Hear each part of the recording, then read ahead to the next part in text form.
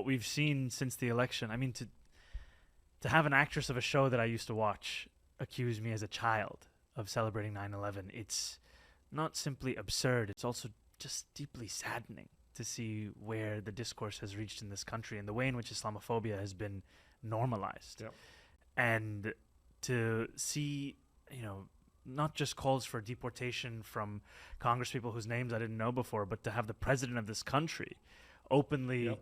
question whether I should be detained or deported or arrested, it speaks to the ways in which not only are so many of the Republican Party's biggest names terrified of my candidacy by virtue of my identity or ideology, but frankly, the most scary thing for them is the prospect that we in fact deliver on the very agenda which many of them shared when they spoke about lowering the cost of living. Yes. And that contrast is what scares them the most.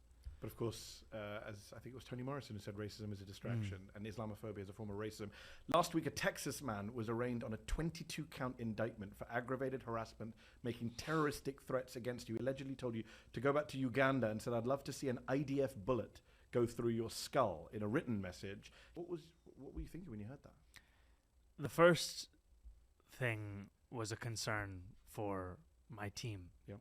These are threats that are made to me, but they are threats made through my district office and phone calls that would otherwise be time spent where my constituent services director is helping a resident of Astoria in Long Island City with whatever issue they're facing in their lives. And instead they have to pick up the phone and hear someone from the other side of the country, whether it be live or through a voicemail, threatening to kill me, threatening to kill my wife, threatening to kill those that I love, those that I work with.